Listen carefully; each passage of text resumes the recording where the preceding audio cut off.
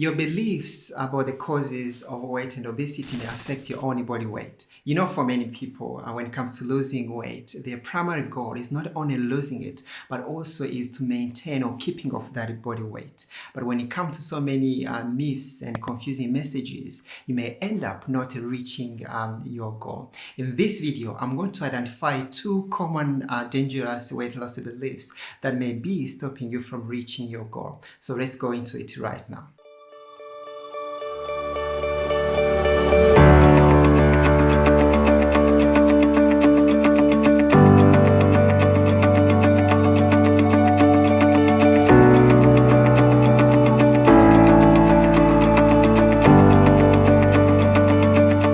Hi, I'm Dr. Mura, a certified lifestyle medicine physician and the founder of Dr. Mura Health.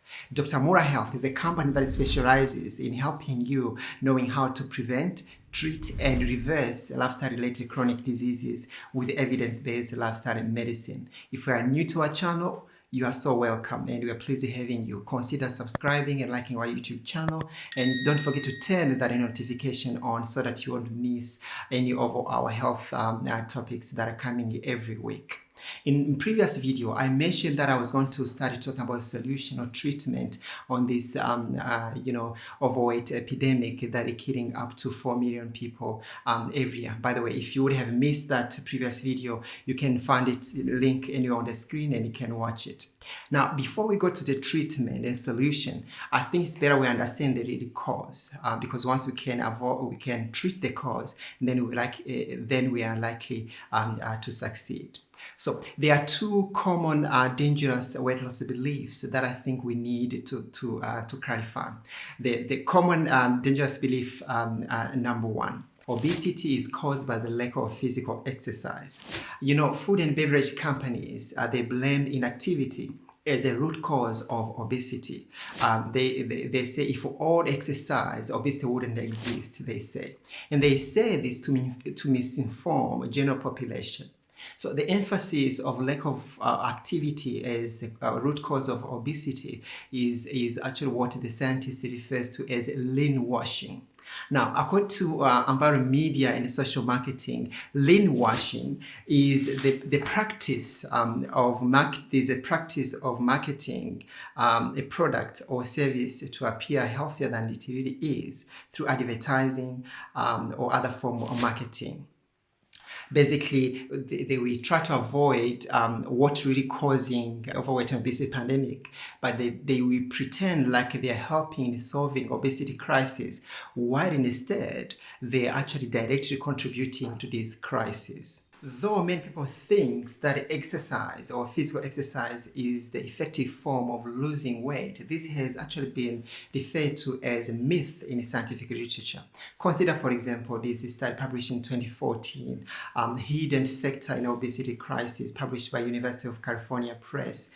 It finds that exercise is associated with weight loss, but its duration or intensity has a minor effect on weight loss relative to diet. And it concluded that diet and energy intake rather than decreased physical activity are primarily responsible for obesity crisis that we have today. You know, this energy equation, energy balance equals energy input minus energy output, or in other words, body fat equals calories in minus calories out. It's rather complex than people think. Consider, for example, a piece of pizza has about 300 calories, which is about 1,250 kilojoules. And in order to burn that fat, you have to brisk walk for an hour. Now, that is just a single slice of pizza. I don't know how many people, walk or jog 1 to 3 hours after eating that whole pizza. Now, when we think about energy out, there are so many factors that we need to consider. It is much easier. We have power in controlling what comes in rather than what comes out, so that's how we have power. Yes, physical activity is very, very important. It can improve your health, it can improve your vascular function, your insulin resistance, your dyslipidemia, and so on. But when it comes to losing weight, and maintain that ideal body weight, we have to come and find out the real cause and treat the cause, which is a highly processed, calorie dense food, which is often full of salt and sugar and fat. And when we come to focus on the real cause, we can be able to successfully treat the problem. Common dangerous belief number 2: it's my fat genes and nothing I can do about that. It fats gene and nothing I can do about this. Gene is a short section of your DNA, and your genes have instruction that instruct your cells to make a protein, for example, that end up functioning, doing various function in your body to keep you health. To keep you alive. But apart from that, among other things, each genes may have a specific instruction that end up determining the features, your features such as your height, the color of your eye, and so on. But also, do these genes also have anything to do with the genes that we wear? Well, according to this meta-analysis of nearly 340,000 individuals published in 2015, the researchers identified 97 genetic markers that are often linked to obesity. When they combine all these genetic markers, however, they only account for about 3% of body mass index between people. Now, one of these 97 so-called fat genes that is strongly related to obesity is FTO gene, which is a fat mass and obesity associated gene. Even that, when considered, it accounted for a small percentage. So you find that there are environmental and dietary factors that end up triggering these genes to be able to have the obesity epidemic that we have today. One of the studies that teased that out, basically they're trying to investigate this, and what they found is very true. There are those genes that you cannot change, but something is triggering it. This study says this indicates that the effect of TO variants on a body mass index are unavoidable, but rather can be considerably modulated by environmental factors.